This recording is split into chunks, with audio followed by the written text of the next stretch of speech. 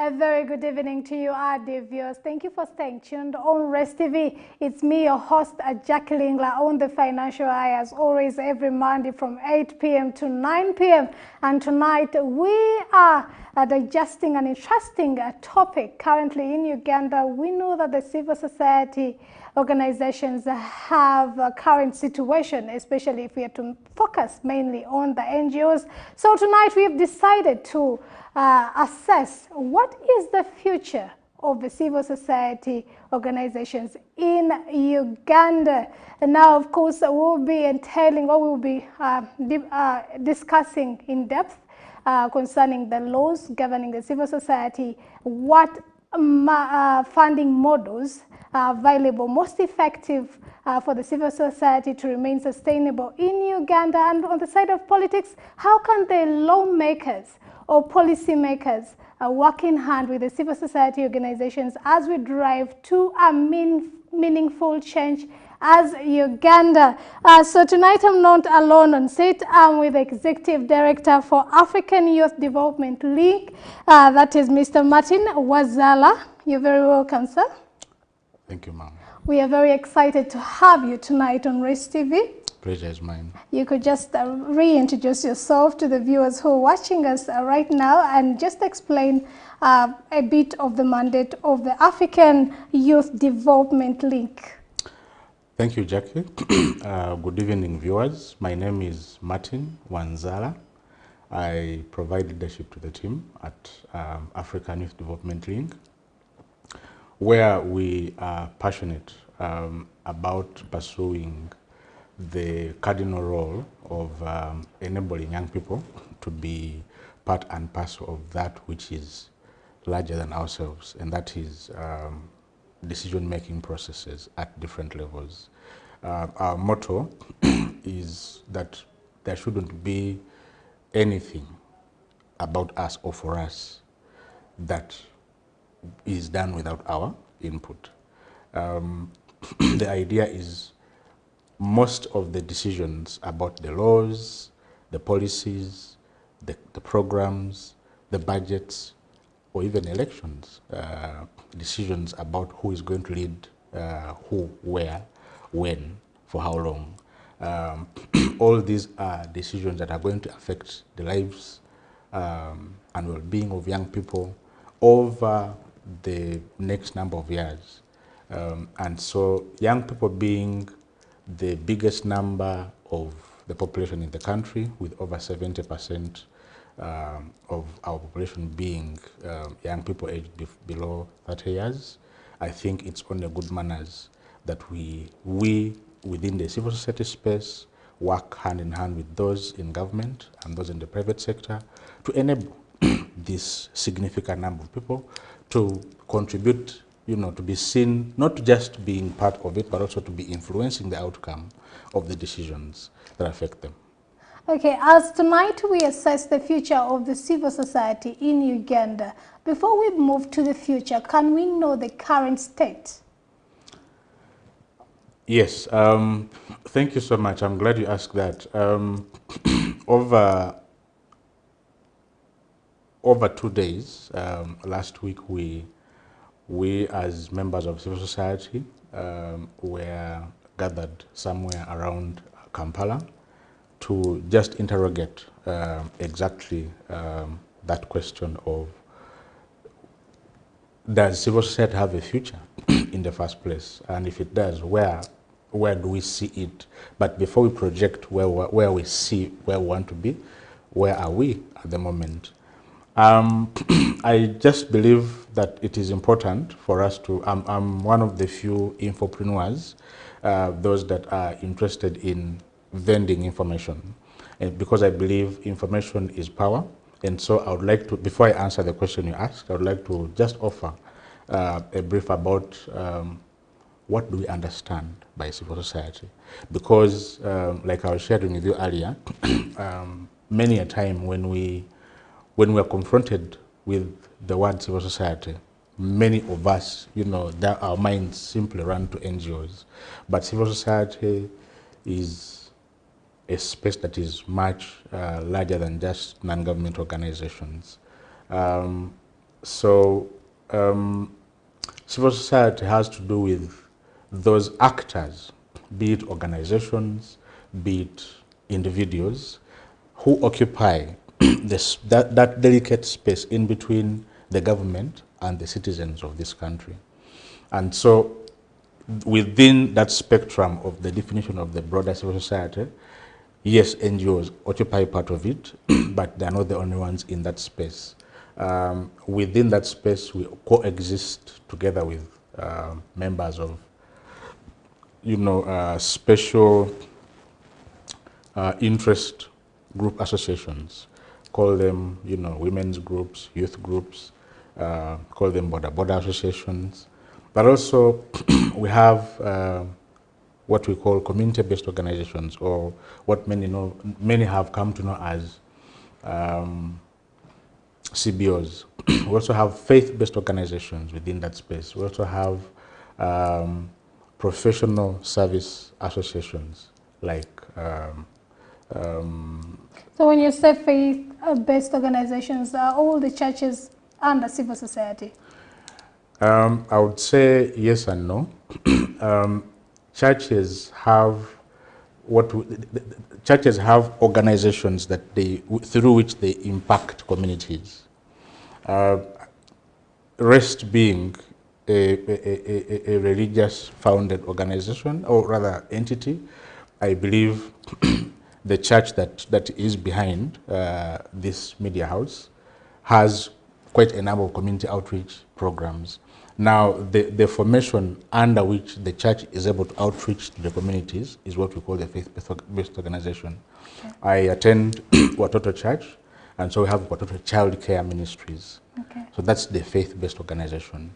There are so many others, other examples that you can, the mothers' unions of this world, the fathers' unions of this world, the scripture unions. Those are faith-based formations, okay, which form part of civil society.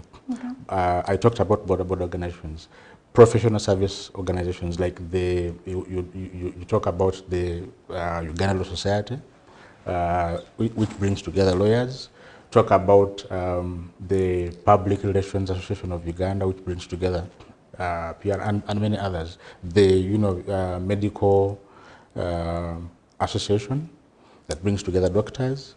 All those are civil society. Then the trade unions that have, from time immemorial, contributed to the different facets of transforming this country. So civil society is bigger than just what we understand of it normally. But just back to the question you asked me, where do we stand at the moment? I'm afraid we stand at a critical but important time. A time when all odds seem to be against civil society. And that was, again, like I mentioned, the crux of the conversation in the space that I was part of, that was organized by the NGO Forum last week, where we were talking about the law. What does the law say about civil society in the country today? What is the situation with the money? And we talked about funding models. What is the situation with the politics around civil society? So talking about the law is suspect because we believe that the law has been tactfully used by the government to sort of muzzle civil society, okay, to drive us into a situation of self-censorship, a situation of fear, because then you begin to second guess yourself, because especially those organizations that are whose work focuses on issues of governance, issues of democracy in the country, because you and I know most of us in that space have been labeled agents of foreign interests, supporters of subversive activities, or supporters of the opposition, most of which is not true. Yeah, because you and I know that if you're talking governance goes hand in hand with accountability. And so most of the organizations that have been accused of doing that are organizations that have focused their work on either holding leaders accountable or holding those who have been entrusted with public resources to account. So over time, the government has kept coming up with different mechanisms, different laws. Talk about the Public Order Management Act, and then the chief among the laws that affect us is the NGO Act. So the NGO Act, again, alongside other laws like the Public Order Management Act that I talked about, tend to be used by government to sort of make it difficult for you to operate smoothly. For you to do the work that you're supposed to do. Because, like I said, they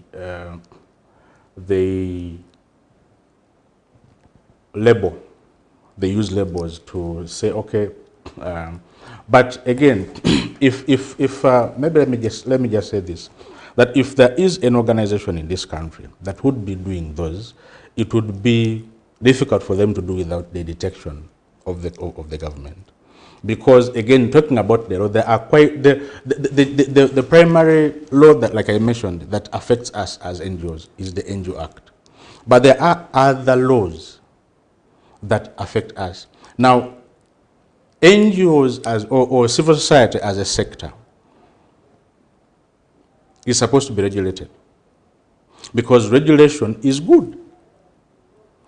Regulation is good. Like my friend Kasuku mentioned at some point, look at the country as a home where you are a man and you're married to a woman. Now, if you are in this marriage relationship, you're going to want to protect your interests. So you wouldn't want to leave it open for anybody to just enter and pick your woman and go and do with her what they want, and they bring it back, And so regulation is important for government to ensure that we have, the goals and the standards of any sovereign nation upheld.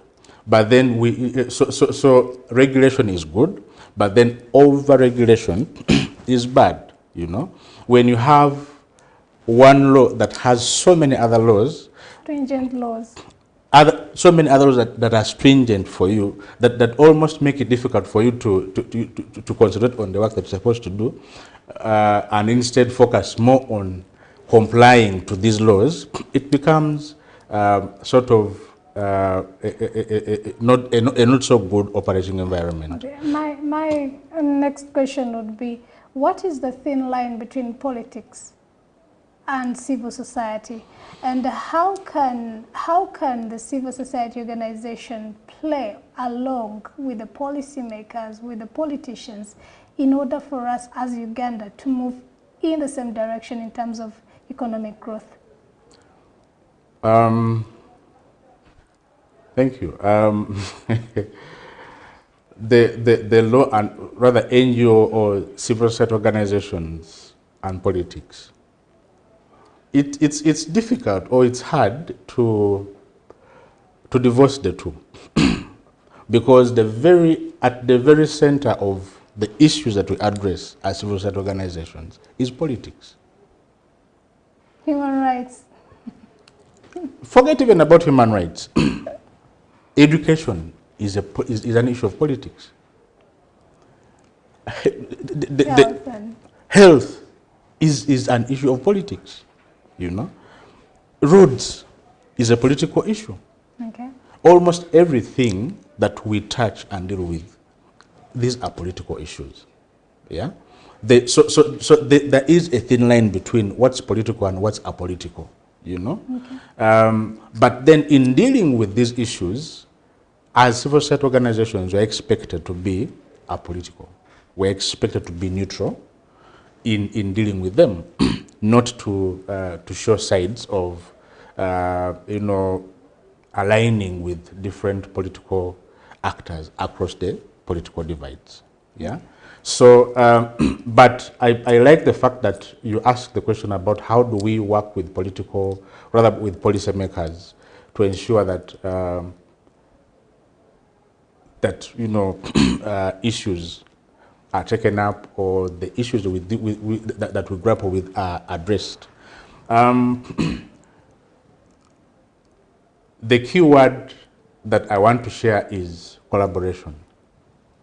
Okay. Because, again, like I mentioned, that much as the issues we deal with are political, in dealing with them, we're supposed to be non-partisan, even when the issues are partisan. You know, in themselves are partisan. You talked about human rights. Human rights are partisan issues.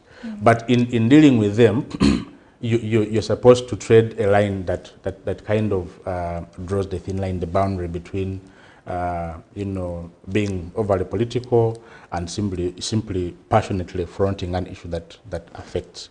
Because one of the cardinal roles of civil society would be for you to speak or to be the voice of the voiceless.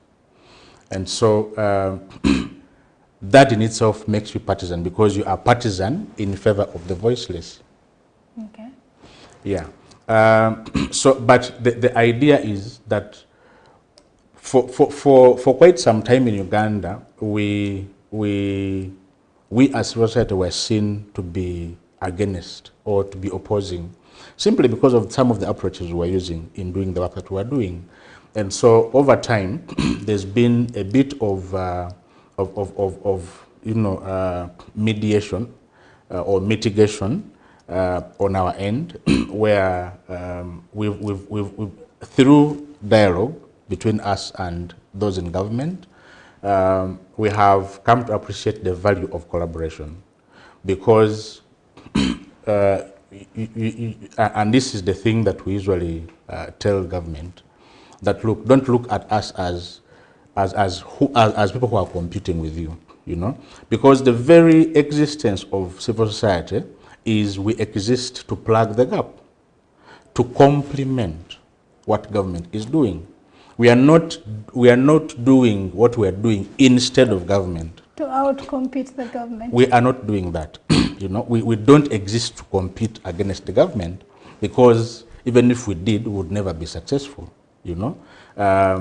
So our mandate as civil society organizations is simply to help address whichever gap the government would have left in the wake of what they're doing. On that very note, we want to know, what is the mandate? Because at the end of the day, sometimes the media, when the media gets stories of civil society organizations, or maybe a group of people that are protesting, a movement that is protesting, you could actually think they're trying to paint a picture that we are the better ones than the government. So we need to know, what is the role? Because you've given us the faith-based organizations, you've given us the movements, you've given us various, the NGOs, all these are part of civil society. But what is the role of civil society for the Ugandans at large?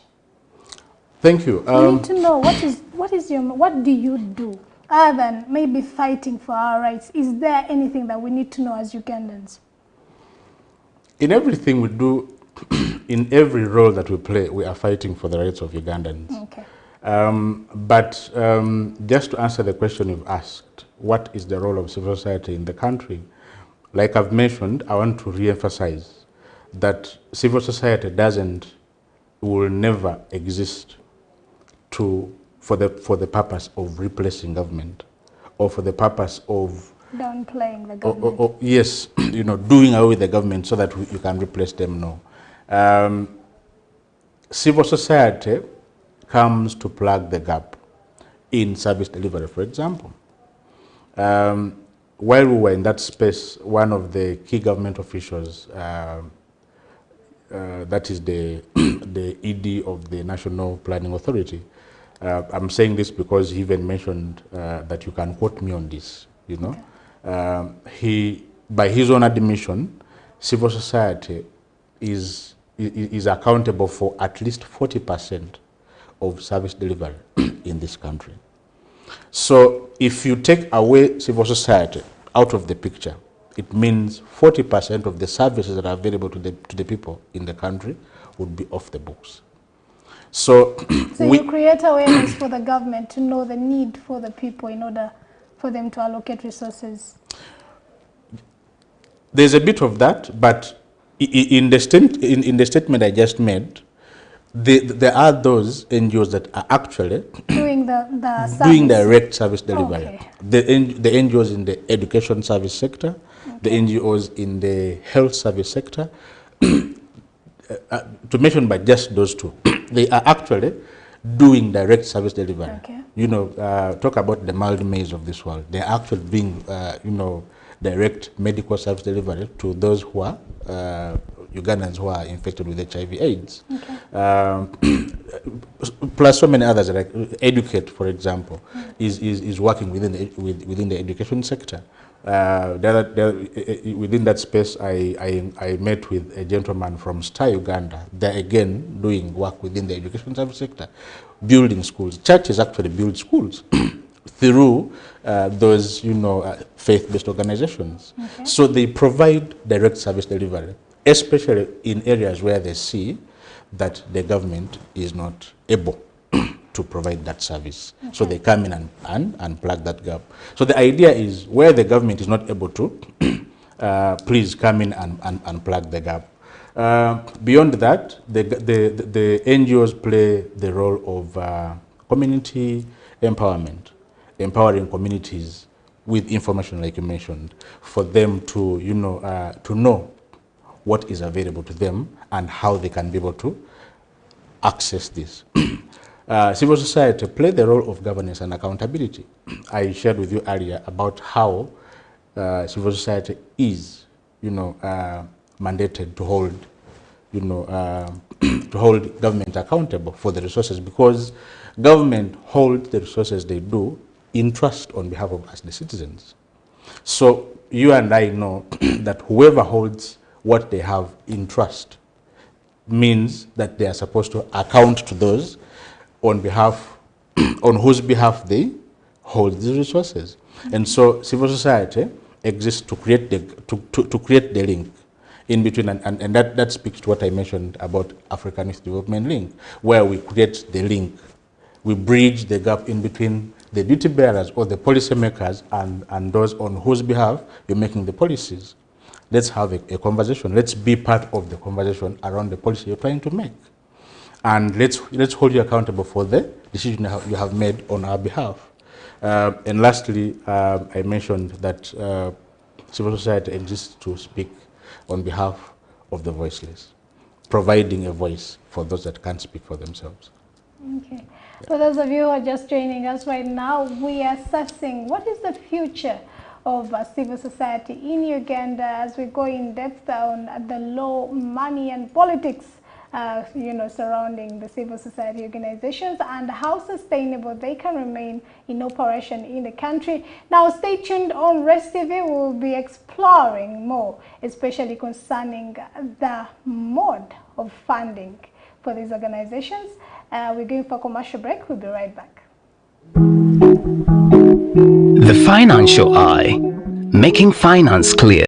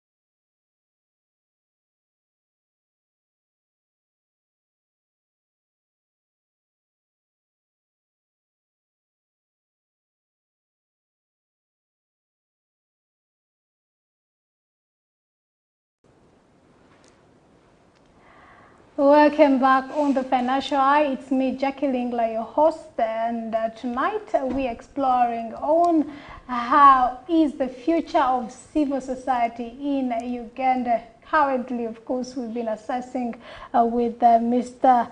Wazala Martin, as he has been explaining to us of the current situation in Uganda of the civil society. And of course, now we're going to dive to where does he want, or in his own specs, where does he want the civil society to be in the next 3 to 5 years from now. But before we move to that, Mr. Wazala.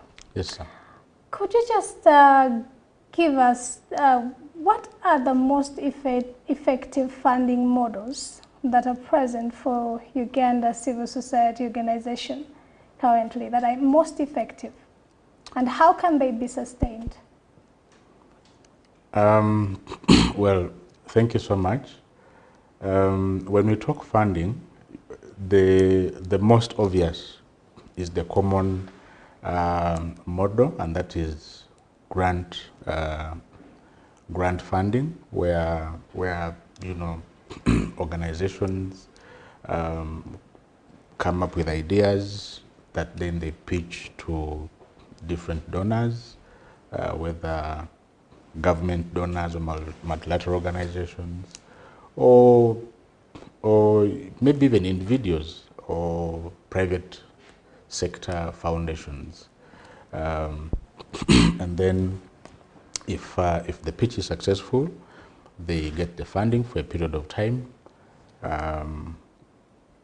They use it for implementing the different interventions that they have proposed, report to the donor. If the donor is pleased and if the need is still there, then they explore possibilities of extending, or maybe even thinking about a new but different program area. And so that's the most common funding model that has been and continues to exist within the civil society space. So the question was, what's the most effective? Most effective. So is it one? So I guess, no. So in terms of effectiveness or efficiency, I guess one would say maybe that's the most effective because it's the most widely used. Okay. But in my personal opinion, I would like to think that the most effective funding model would be one that empowers civil society to remain relevant, to remain independent, but also to remain sustainable, to be sustainable. Okay. The funding model I just discussed is good because it makes resources available in good sums and good magnitudes available to do the work. Of course, it comes with its own challenges because sometimes you get curtailed by having to align the whatever it is that you're doing to the priorities. I don't want to call them interests, to the priorities of the funding organization. And so that in a way limits a bit. It may not give you the freedom to explore, to create, to be creative and innovative, to innovate. So, excuse me. So in my honest opinion, I think if we went social enterprising, for example, or exploring alternatives to the grant funding, I don't want us to do away with grant funding, but on top of the grant funding, I think we need to have alternatives. Alternatives that then give you a bit of legroom, a bit of freedom to innovate beyond the priorities of the donor, to ensure that then you're able to plug the gap, you know, to address the gaps within the funding priorities of the donor. So if we went if we looked at, social enterprises, because most of us within the civil society think that we are not supposed to do business. But actually, if you look at the law actually allows civil society organizations to engage in income generating activities. Only, the only caveat to that is that you're not supposed to then use the profits or the profit that you get out of the income generating activity to enrich yourself personally. Okay. As long as you're able to. So it's supposed to go back to the community?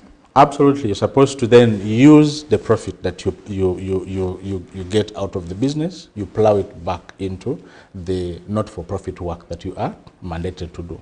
Okay. Because it becomes a funding model. A funding model where you engage in business, address an issue, address a problem that the community has in exchange for money, in exchange for income, and then use that income to further the mission of your organization. The other alternative would be what we call crowdfunding, where people go to crowdfunding platforms, they pitch an idea, they make appeals, and people support. People who are in need of that support. And then the other would be engaging the private sector, which is also a bit sustainable. But beyond that, I think the other model that would be effective would be local philanthropy. Local philanthropy is generating money or generating funds locally. In that space that I talked about earlier, we had a session on sustainability, where one of the panelists was speaking about local philanthropy. And local philanthropy is something that actually ran, it's a theme, it's something that ran through the conversations in that space. But why I'm talking about that particular panel is because this lady mentioned something that caught me a bit off guard, but something that was there for everyone to see. You and I know that Ugandans are very generous. Yeah. Very generous, as long as they do believe in the message, they do believe in the cause for which they are contributing. So the easiest example of local philanthropy that I can talk about is these meetings, these fundraising meetings we usually have of the Kwanjula, the wedding, that is giving. Ugandans are all, and this lady talked about mobile money being one of the tools that have made it easy for Ugandans to be generous, because I don't know where you come from, but for those of us who come from outside Kampala, we have our people, up country, that will, every once in a while, pick up the phone and call and say, you know what, I have a need. I have a need. I have a social problem. Can you help me fund? Now I'm using the civil society. I'm using of course they may not use that language, but I'm using the language of civil society to situate that whole engagement, to show you that it's actually philanthropy. That he will tell you, I have a problem and it costs this much. Are you able to help? I have a project that I'm running. That I am running, yes. The project could be sending a son or a daughter to school. Okay. I have raised this much, but I'm short by this much. Are you able to help plug the gap? And again, it goes back to what I talked about, where in terms of combining grant funding with social enterprising, what I've just talked about, exemplifies that in social enterprising, you get some money. Okay. And so then it helps that when you go to the donor, you'll tell them, you know what, I have this much, but I'm short by this much, and I want to do this project. And you're able to. So local philanthropy is and should be the way to go, but I believe that the best way for that to work is by us being able to empower our people economically, because you can't give what you don't have. Yeah.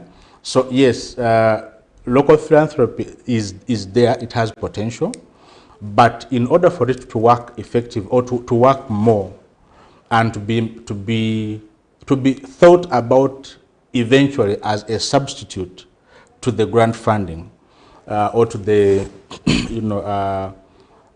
global philanthropy, if I may call it that, we need to increase the income, to be deliberate about increasing the income of the people from whom we want to get the money. Okay. Yeah. We have seen over the years, especially after COVID-19 pandemic, that the amount of funding that has been coming to the civil society has reduced progressively. Yes. Over the years due to various factors that of course we cannot control. Yeah.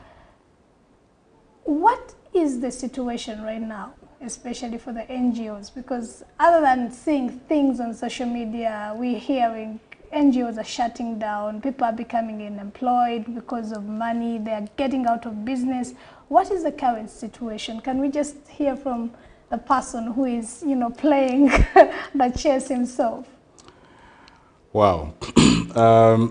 If I'm going to be honest with you, the current situation of funding for society in the country, and probably not just in the country but world over, is not good. It's not good, but that speaks to the fact that for quite some time, most of us within the civil society or within the NGO sector, we had, for lack of a better word, become comfortable. Okay. Become comfortable with the donor funding, and so that made us not to think about, out of the box. What, or even to remove the box. or maybe to remove the box ultimately, and to just think and innovate. Because at the end of the day, probably you'd say that probably some of us or most of us thought that this was going to go on forever and ever, which was not the case. And so, as like you mentioned, as COVID-19 came and went, I think it was quickly followed by things like, the war in Ukraine, okay, and the war in Israel, where both of which were in the backyard of most of the donors who were working with civil society organizations back at home supporting the work. And so in the wake of that, they realized that they also have challenges within their backyard that they needed to address, or they needed to support. It raised or it gave rise to humanitarian crisis within their backyard, which they needed now to focus on. And so most of the public or government backed donors from most of these Western countries had to, either pull out completely or significantly downsize their level of investment in the aid that they were giving to the third world, in Africa, in Latin America, in Asia, and all that.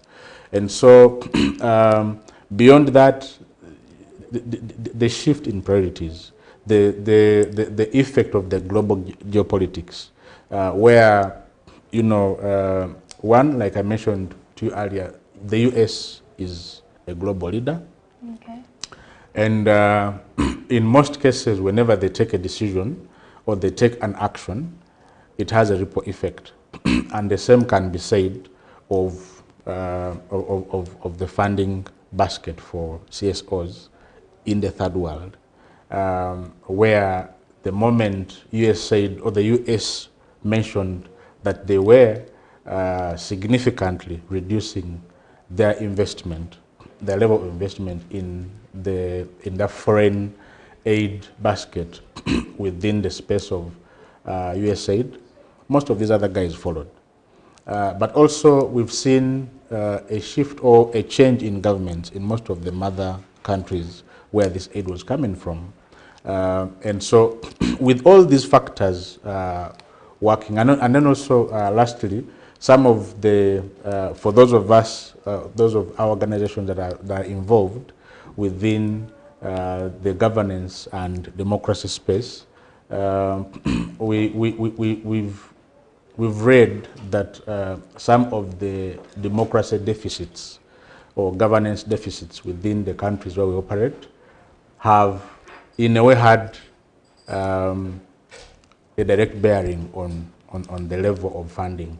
And so, yes, this has significantly reduced. For example, just to give you a bit of context, USAID, for example, reduced their level of investment in foreign aid by over 80%. Wow. In Uganda, I was told out of the so many projects that they had, they only retained about less than 10, about 5 or 6 projects, with most of which were into direct service delivery, health, education, and all. And so that kind of shows you the kind of impact. So most organizations, like you mentioned, had to close shop because that was the primary source. Others are still there struggling, but you know. On that very note, what is the future of a civil society in Uganda? The future of civil society. What can be done better, especially concerning the laws in Uganda? Because you mentioned that there are laws that hinder civil society organizations to operate 100% like any business entity. What can the government do to improve the operations running for the civil society organizations in Uganda? What can they change? What can they trigger in terms of policy making or regulating of the frameworks they have on board? Thank you, Jackie. I think in terms of the law, the government needs to, and I'm glad you asked that question at a time when the NGO Act is ripe for review. The government has kicked into motion a process of reviewing it they have started with they started with a process called the regulatory impact assessment, which out of which a report was done. And so this report is being used to consult with different stakeholders, civil society, government, private sector, and all, to just get a feel of, you know, what the law should look like. To answer your question, what should the government do? I think what they're doing is good, but what they're doing in terms of involving those that would be affected by the law is good.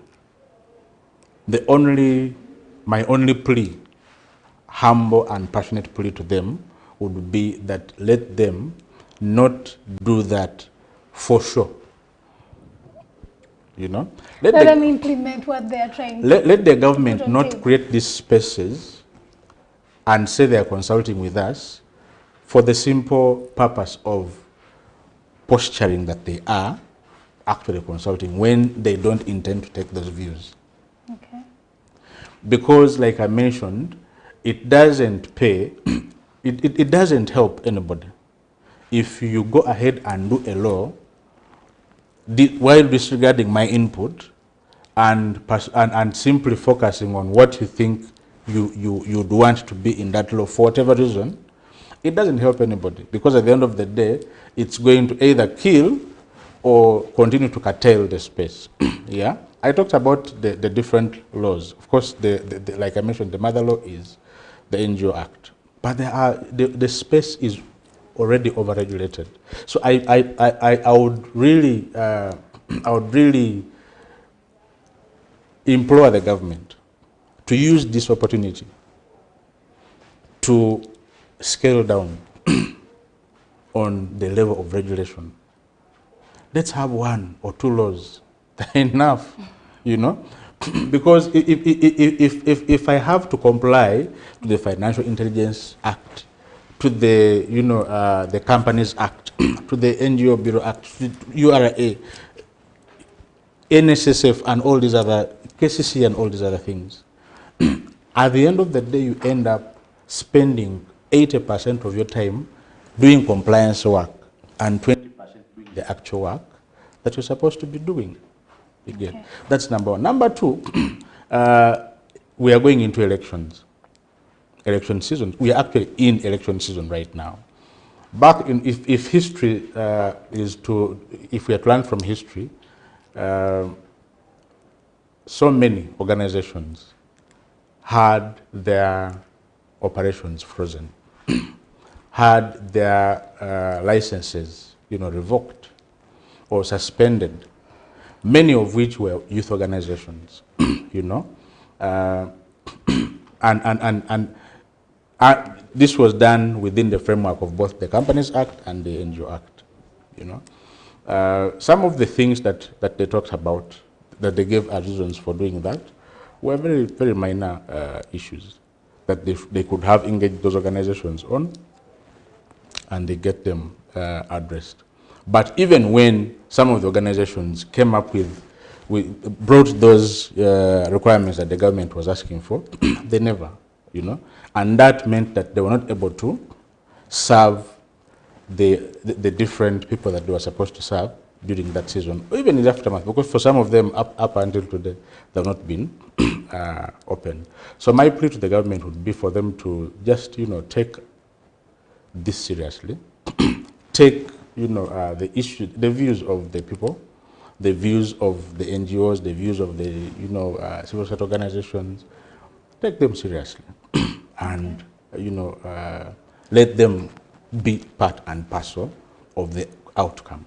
So in 1 minute, could you just get in depth, because you've been explaining to us about accountability and how the civil society holds the government accountable for the policies they do and they implement in the country. How have they been able to fulfill what they put on table, or the objectives, how have they been achieved, and so on.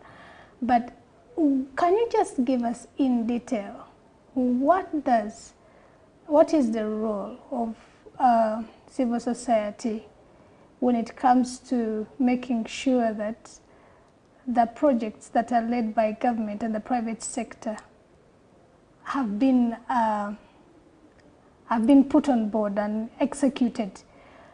How does the civil society ensure accountability and transparency of these entities? In detail, not just mentioning the icon of we account. We need to know what is your role as civil society? Thank you. I hope I'm able to answer your question sufficiently. So, civil society is the stewards of information, because in as far as transparency and accountability is concerned, information is power. Information is key. So information is supposed to help the citizens know what is being done for them or on their behalf, when, where, for how long, with whom. And so civil society's role is to get the information in the hands of the people. It's about empowering the citizens with the information that they need to be able to hold their leaders to account. Okay, that's number one. Maybe we were supposed to have this road in this area. Absolutely. This is how much was given, but we're not seeing something on ground. Now, exactly. Okay. So that speaks to what I was going to talk about next, that the other role that we're supposed to play within the framework of accountability and transparency is research. We're supposed to, before you give out the information, you're supposed to research to get the facts right. So get, do empirical research. And that's part of what most of the people in the government accuse us of, that we don't do research. But most of the time we do the research, then they dismiss our research as falsehoods, or as leaning towards foreign interests, when actually these are the facts, especially when the facts are not palatable for those that are in positions of responsibility. So civil society is supposed to do research, get the information, empower the citizens with the information, but then create the space, create the platforms, then for the citizens to use the information to engage with those that are supposed to be deciding on their behalf. Okay, thank you so much, sir. Just in 1 second, just give your closing remarks as we sign out. Thank you so much for this wonderful opportunity. And I want to take this opportunity to thank our viewers for the time that they have taken to watch and listen to us. I also want to take the opportunity to thank REST TV for giving us the opportunity to shed light on these important issues, to share this information with the people out there, for them to know what's happening, and most importantly to show them what their role should be. As we close, we are, like I mentioned, we are in election season.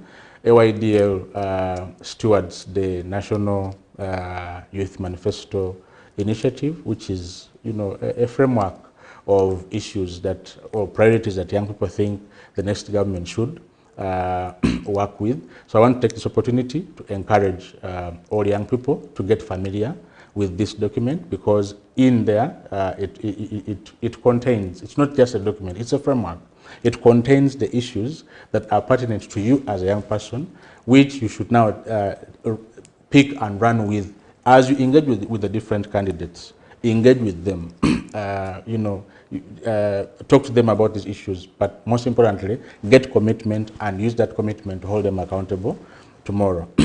As you do that, do it peacefully, do it in a way that is responsible, in a way that doesn't put you in harm's way. That is well said by Mr. Martin Wanzala, the Executive Director for the African Youth Development Link. And with me, Jacqueline Lingla, as always, on REST TV on the Financial Eye every Monday, 8 p.m. to 9 p.m. Stay tuned on REST TV. Have a very good evening. The Financial Eye, making finance